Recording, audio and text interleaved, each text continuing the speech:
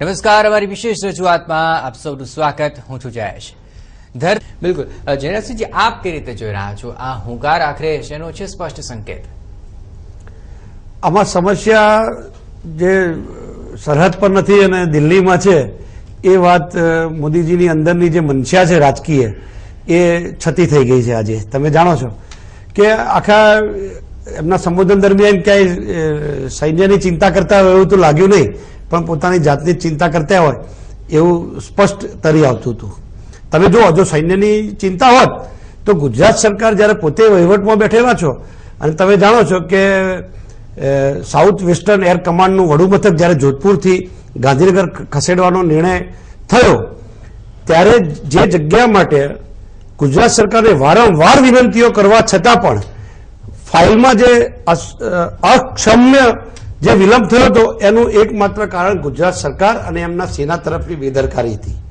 વ્યૂહાત્મક રીતે તમે જાણો છો કે સમય તો જ્યારે જોધપુરમાં એનું સ્વેક જેને કહીએ છીએ એટલે સાઉથ વેસ્ટર્ન એર કમાન્ડ, એ સાઉથ વેસ્ટર્ન એર કમાન્ડનું વડું મથક જ્યારે જોધપુરથી ગાંધીનગર લાવવાનું થયું ત્યારે વ્યૂહાત્મક રીતે પાકિસ્તાનથી તો ગુજરાત ખૂબ નજીક છે જોધપુર કરતા, પણ એ ગાંધીનગર આવવાનું હતું જ્યારે જે ફાઇલ એને જમીન આપવાની જે વાત હતી એ વાતમાં ગુજરાત સરકારે શું સ્ટેન્ડ લીધું છે એના ઉપરથી એની મનસા સ્પષ્ટ થાય છે.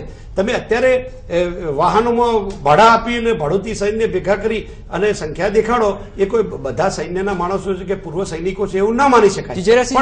આજ તેમના વક્તવ્યની અંદર કેન્દ્રે ક્યાંક સરકારે ભાગવાનું કામ કર્યું છે એ મુદ્દો પણ ઉઠ્યો, એ અંગે શું કહેશો? કયો મુદ્દો આપ કહો છો? ખાસ કરીને સેનાને ભાગવાનું કામ કેન્દ્ર સરકારે કર્યું એ મુદ્દો પણ મોદીએ ઉઠાવ્યો. સેનાને ભાગવાનું ક્યાં છે? સેનાનું મનોબળ જ એનડીએની સરકાર વખતે તોડ્યું હતું. જે સેનાએ આટલી બધી કર્યા પછી તમે જો મસૂદ અઝહરને તમે વિદેશ મંત્રી તમારો 900 કરોડની થેલી સાથે કધાર મૂકી આવે તો એનાથી સૈનિકનું મનોબળ વધુ તો કેવી રીતે તૂટી શકે? આ વાત બહુ સ્પષ્ટ છે.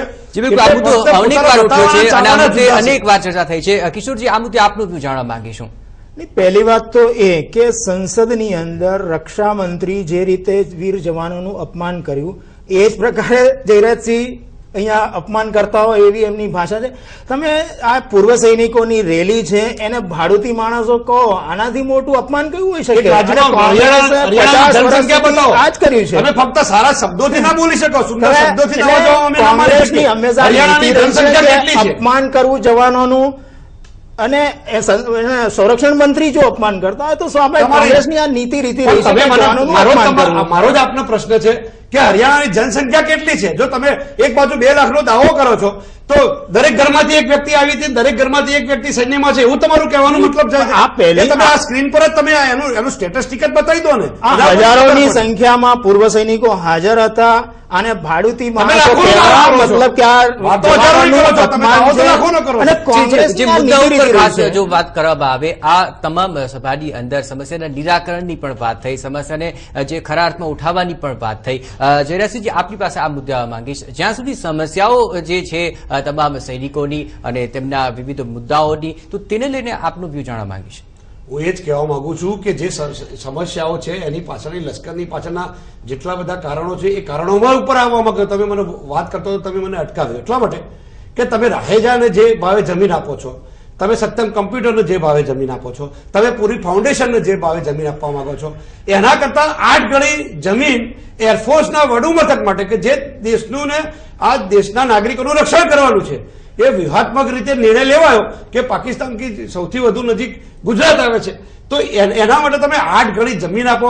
વડાપ્રધાને એના માટે પત્ર લખવો પડે, પછી 10 વર્ષ પછી એ ફાઇલ પર નિર્ણય થાય અને નિર્ણય થયા પછી 1100 ચોરસ પ્રતિ મીટર તમે 1 રૂપિયા ચોરસ પ્રતિ મીટરથી ચાલુ કરી અને 700-800 રૂપિયા સુધી તમે ઇન્ડસ્ટ્રીને આપવા માંગો છો. જ્યારે આ દેશના સૈન્યના માટેનું જે હેડક્વાર્ટર બનવાનું હોય એને તમે 8 ગણી 1100 ચોરસ મીટર જમીન આપો તો આ દેશની જનતાને તમે શું સંદેશો આપવા માંગો છો એ વાત પૂછો.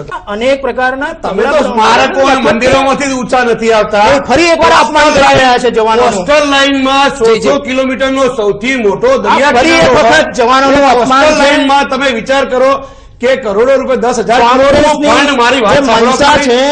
જવાનોનું અપમાન કરવું, તમે અપમાન કરી રહ્યા છો. જવાનોનું અપમાન છે તમારી સ્ટાઇલ છે. ભારતીય જનતા પાર્ટીનું. તમે જવાનનું અપમાન કરી રહ્યા છો. અમારી વાત તમારે સાંભળવી જ પડશે. આ બંનેનું- 10,000 કરોડનું બજેટ, 10 પોલીસ સ્ટેશન, 45 પોલીસ ચોકીઓ જો સ્થાપના કરી હોત ને તો કસાબ ગુજરાતથી મુંબઈ ગયો જ ના હોત. અને આટલો મોટો નરસંહાર જે મુંબઈમાં તાજ હોટલમાં થયો હતો, એ જો તમે એટલા બધા શક્તિશાળી હોત તો તમારી સરકાર એટલી બધી કાબેલ હોત તો કસાબનું રોકી લેવો હતો ને ભાઈ. બિલકુલ, આ મુદ્દો ભટકી રહ્યો છે. જયરાજસિંહજી મુદ્દાથી અલગ જઈ રહ્યા છે. મુદ્દાથી બરાબર જ કહું છું. જ્યાં સુધી વાત છે આગળ પણ આ મુદ્દે વાત કરીશું. જયરાજસિંહજી, 10,000 કરોડનું જયેશભાઈ ફંડ છે. મારી વાત સમજો. ભારત સરકારનું કોસ્ટલ લાઇનનું એ વપરાતું નથી. 10 પોલીસ સ્ટેશન અને 45 ચોકીઓ સ્થાપી શક્યા નહીં, જેના કારણે આખી સરહદી સીમાડો ખુલ્લો છે, જેને જેમ ફાવે એમ કરી શકે અને રોકી ના શકે.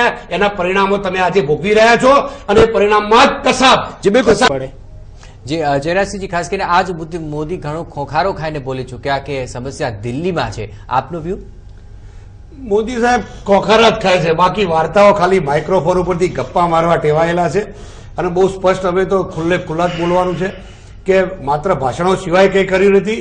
અને એટલી બધી એમની બહાદુર સરકાર હોત તો એનડીએના શાસનમાં એક ગાયો ને ભેંસો ચાલતા ભરવાડે કહ્યું હતું કે અહીંથી ફિલ્ટ્રેશન થાય છે, કેટલાક લોકો ઘૂસણખોરો આ દેશમાં ઘૂસી આવ્યા છે. ત્યારે તો એમને ખબર પડી હતી. તો સરકાર તો ઊંઘતી હતી. વાજપેયીજી લાહોરમાં બસ લઈને ગયા હતા. બીજી બાજુ એમનો જનરલ આજ મુશરફ, જે પરવેઝ મુશરફ જે વખતે લશ્કરના વડા હતા, અને બીજી બાજુ સુષ્માજી આદાબ આગ્રામાં ફરમાવતા હતા. અને બીજી બાજુ અહીંયા ઘૂસણખોરી ચાલતી હતી. અને એ કોઈ યુદ્ધ જ નહોતું. અઘોષિત યુદ્ધ તરીકે પોતાની જાતને એસ્ટાબ્લિશ કરવા માટે 700 જવાનોની શહીદી વહોરાવી હતી આ લોકોએ. 10,000 કરોડનું આ દેશનું લોકોના ટેક્સના પૈસે બનાવેલું રેવન્યુ બગાડ્યું હતું. અને પછી પણ એનું પરિણામ કઈ ના મળ્યું. આંતરરાષ્ટ્રીય દબાણ હેઠળ એમને પાકિસ્તાનના સૈનિકોને રાજનીતિને સેફ પેસેજ આપવો પડ્યો તો સૈનિકોનું આજ મુદ્દે વોટ બેંકની રાજનીતિનો મુદ્દો પણ બંને પક્ષ તરફથી ઉઠતો રહ્યો છે. મુદ્દે પણ આગળ ચાલો. જી બિલકુલ, આ તમામ બાબતોને તેમણે ખૂબ જ વેધક સવાલોમાં પણ ઉઠાવી અને કોંગ્રેસ પર એક સીધો સવાલ પણ ઉઠાવ્યો. આખરે જયરાજસિંહજી, એ સવાલ એ પણ હતો કે આખરે જે કેન્દ્રમાં બેઠેલી સરકાર છે વોટ બેંકની રાજનીતિ કરી રહી છે. એ મુદ્દે આપનો જવાબ? વોટ બેંકની રાજનીતિ કરવાનો કોઈ સવાલ એટલા માટે નથી કે કોંગ્રેસે જેટલા વર્ષ શાસન કર્યું, મને એટલી વાત સમજાવો કે મિલિટરી હોય કે હવાઈ દળ હોય કે નેવી હોય, એ સિવાય પણ જેટલા પેરામિલિટરી ફોર્સિસ છે, એટલે કે અર્ધ સૈનિક દળો છે, એમાં કેટલા દળોની સ્થાપના કોંગ્રેસે કરી છે. ભારતીય જનતા પાર્ટી તો એમને પૂછો તો ખરા. પ્રશ્ન પણ આવડે છે. તમે CISF જુઓ, SRP જુઓ, CRP જુઓ, BSF જુઓ, એના પછીના NSG કે જેમના અક્ષરધામમાં ઘૂસી ગયા હતા, મુખ્યમંત્રીના ઘર આગળ તો 24 કલાક ઘરમાં બેસી રહેતા. અડવાણીજી આવ્યા, NSG આવ્યા. NSGના કમાન્ડોએ જાહેર કર્યું કે હવે કોઈ પણ ત્રાસવાદી નથી અને વેકેટ કરેલું છે, 0 એર છે. ત્યારે તો મુખ્યમંત્રી 24 કલાકે તેમના પ્રશ્નોનું શું? પ્રશ્નોનું બરાબર જ છે. એટલા માટે કે અર્ધસૈનિક દળોને જે રીતે તમે ફિક્સ પગારમાં સહાયક તરીકે જે રીતે લઈને છેક પોલીસ ખાતાથી ચાલુ કરી, પછી ગ્રામ રક્ષક દળ હોય કે હોમગાર્ડના જવાનો હોય કે જે નાગરિકની સલામતી માટે છે, એમને પણ તમે છેક હાઈકોર્ટ સુધી લડ્યા છો. હમણાં હાઈકોર્ટે હુકમ પણ કર્યો છે કે એમને ફિક્સ પગાર નહીં, એમને નિયમ મુજબ જે વેતન મળવું જોઈએ, તો તમે સુપ્રીમમાં ગયા છો. અને જે સૈનિકોએ 1965ના યુદ્ધમાં પણ એ સૈનિકોને બહાદુર અને જે ખડતર સૈનિકો હતા એમને કચ્છમાં વસાયા હતા. કચ્છના અને હરિયાણાના જ્યાંથી આજે મુખ્યમંત્રીએ જ્યાંથી ભાષણ કર્યું છે, મારી વાત પૂરી કરું એટલા માટે સેન્સ કન્વે નહીં થાય ગુજરાતના લોકોને કે એ જ ખેડૂતોને તમે અત્યારે તો એમને 1,000 જેટલા પરિવારો છે, એમની જમીન તો તમે શ્રી સરકાર કરી લઈ લેવા બેઠા છો. હમણાં પંજાબના મુખ્યમંત્રીએ પ્રતિનિધિ મંડળ મોકલ્યું હતું અને હમણાં તો તમે જઈને ખાતરી આપી છે. અને હરિયાણામાં કયા મોઢે તમે વાતો કરો છો? તમે પહેલા તો જાહેરાત કરો કે ખેડૂતોનો ખેતીની જમીન પાછી આપવાના છીએ. હમણાં એવું મુખ્યમંત્રીએ સ્ટેટમેન્ટ કર્યું હતું.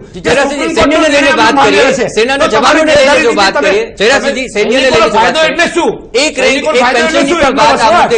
જયરાજસિંહજી, આપ ખેડૂતની વાત કરી રહ્યા છો. મુદ્દો અહીંયા જે સૈનિકોએ 1965ના યુદ્ધમાં જેમને કચ્છમાં વસાવવામાં આવ્યા હતા એનો હિસ્ટ્રી છે. હમણાં જ પંજાબના ખેડૂતો, હરિયાણા ખેડૂતોનો આ ઇસ્યુ ઉભો થયો છે અને કલેક્ટરશ્રીએ શ્રી સરકાર દાખલ કરી છે. મુખ્યમંત્રીએ નિવેદન કરવું પડ્યું છે. હરિયાણામાં પત્રકારોમાં એક રેન્ક એક પેન્શનની પણ માંગ તેમણે કરી છે. એ મુદ્દે આપ શું કહેશો? 100% આ દેશના સૈનિકને કે આ દેશના જવાનને જે મળવું જોઈએ એના કરતા વધારે જ આપવું જોઈએ. માત્ર ચંદ્રકોથી નહીં, એમના આર્થિક તમે જુઓ, કોંગ્રેસના શાસનમાં સૈનિક રિટાયર થઈને આપતો હતો, બીજા દિવસે નોકરી. મારા પણ કુટુંબમાં કેટલાય સૈનિકમાં અધિકારીઓ પણ રહેલા છે અને સૈનિકો પણ રહેલા છે, અને ખૂબ લોકોને આજે પણ 20-20 વીઘા જમીન કોંગ્રેસના શાસનમાં આપી હતી અને આજે બહુ સુખેથી જીવે છે. એકવાર સૈનિક કોંગ્રેસના શાસનમાં રિટાયર થઈને આવે પછી બીજા દિવસે એને ભારત સરકારની નોકરી મળતી હતી, એ પછી ટેલિગ્રાફની હોય, પોસ્ટની હોય, એ આજનો દાખલો છે. તમે બતાવો તો ખરા, તમે ગુજરાતની જનતાને રહેમ રાહે કોઈની નોકરી આપી શકતા નથી. તમે સવાલ ઉઠાવી રહ્યા છો, જવાબ પણ માંગી લઈએ. નીકળ્યા છો, સવાલ ઉઠાવી રહ્યા છો, જવાબ પણ હું જ આપીશ. તમે સવાલ પૂછો એટલે પૂછો.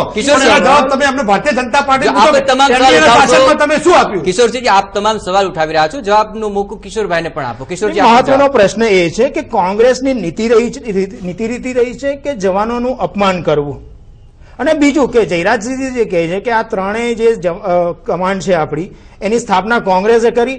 બેઝિકલી આ હાસ્યાસ્પદ વાત છે. કોંગ્રેસે ખોટા અર્થ ન કાઢો. તમે વાત સમજો કે વારંવાર કોંગ્રેસે જવાનોનું અપમાન કરવું. સમજો કે જીઆરડી થી લઈ, જીઆરડી તો તમારે ભારતીય જનતા પાર્ટી કેટલાક ખબર નહીં હોય કે શું જીઆરડી છે, રોજગાર શું છે. નીતિ રીતિ રહી છે જવાનોના લેવલે સ્થાનિક રોજગારી પણ મળે, પણ એના કરતા તમે એમના વેતનમાં ફિક્સ પગારમાં તમે એમની કુટુંબોની પરિવારની જે મશ્કરીઓ કરો છો અને હાઈકોર્ટ ને સુપ્રીમ કોર્ટ સુધી લડો છો એની વાત કરો. એમને શું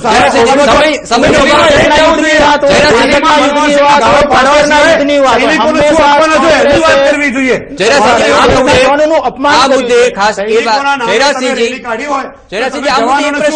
પૂછવા માંગીશ. આ મુદ્દો તેમણે ઉઠાવ્યો છે, પીએમ પદના ઉમેદવાર જાહેર થયા બાદ ઉઠાવ્યો છે, શરૂઆત તેમણે કરી છે. આ શરૂઆતમાં તેમણે પ્રશ્નો પણ ઉઠાવ્યા, તો આગળ જવાબ દેવાની જે હવે વારો છે કોંગ્રેસનો છે. આખરે શું જવાબ હશે કોંગ્રેસનો? કોંગ્રેસે તો જવાબ કોંગ્રેસ જવાબ આપેલા છે જ નહીં, કારણ કે નીતિ રીતિ રહી છે કે જવાનોનું અપમાન કરવું, વારંવાર અપમાન, જેને પોતાના પ્રાણની આહુતિ આપી છે, એવા જવાનોનું તમે સંસદની અંદર બેસીને અપમાન કરો, આનાથી મોટું જવાનોનું અપમાન કયું હોઈ શકે? જે વારંવાર આ મુદ્દો અપમાનને લઈને પણ ઉઠી રહ્યો છે જયરાજસિંહજી, એ મુદ્દે આપનો જવાબ? આ ફક્ત ભારતીય જનતા પાર્ટીની એક ઘસાઈ ગયેલી કેસેટ વગાડે છે. અપમાન અપમાન અપમાન. સંસદની અંદર સંરક્ષણ મંત્રીએ આપેલું આ નિવેદન છે. વાત ન કરી શકો, બાંગ્લાદેશના ઘૂસણખોરોની વાત તમે ન કરી શકો. ઇન્દિરા ગાંધીએ 24 કલાકમાં પાકિસ્તાનના 2 ટુકડા કરી નાખ્યા હતા. ભાઈ કસામને અમે જીવતો જ પકડી લાયા છે, લટકાઈ દીધો. અફઝલ ગુરુને અમે જ લાવ્યા છીએ. તમે અફઝલ ગુરુના નામે તમારી દુકાનો ચલાવતા હતા, અમે તને લટકાઈ જ દીધો છે. ભાઈ એક નહીં, અમે હજારો કિસ્સા આપ્યા છે. અમે ઇટાલિયન સૈનિકોને વાત કરી, આંતરરાષ્ટ્રીય દબાણ લાઈન પાછો પકડી લાયા છીએ, અને કાલ દાઉદને લાવીશું. તમે જોતા રહેશો, લાવી દઈશું. તમે તો ફક્ત વાતો કરીને મસૂદ અઝહર જેવા ત્રાસવાદીને 900 કરોડ રૂપિયા સાથે મૂકી આવ્યા છો. અમે તો પરિણામ આપેલા છે. અમે તો પાકિસ્તાનના 2 ટુકડા 65 નું યુદ્ધ હોય, ઘૂસણખોરો તમારા ઘરમાં ભાડવત કાઢી મૂકો. ઘરમાં આપણો ભાડવત આપણા ઘરમાં ઘૂસી જાય અને તમે એને બહાર કાઢો, એ બહાદુરી ન ગણાય. ભાઈ મુદ્દો જે ઉઠી રહ્યો છે તેને લઈને જે સવાલો ઉઠ્યા છે તેનો જવાબ આગામી દિવસોમાં પ્રજાએ પણ આપવાનો છે. સવાલ જે ઉઠ્યા છે તેને લઈને જવાબ અનેક હોઈ શકે છે, પરંતુ આ સવાલનો જવાબ આખરે પ્રજા સમક્ષ ચોક્કસપણે જવાનો છે. આ બંને મહાનુભાવ સમગ્ર ચર્ચામાં જોડાયા, આ બંનેનો ખૂબ ખૂબ આભાર. તો હવે હરિયાણાથી હલ્લાપુલ થયો છે અને સાથોસાથ સવાલો પણ ઉઠ્યા છે, તેના જવાબો પણ મળશે અને અનેક પ્રતિક્રિયાઓ પણ મળશે. એ તમામ પર રહેશે નજર સતત TV9 ની. આપ જોતા રહો TV9.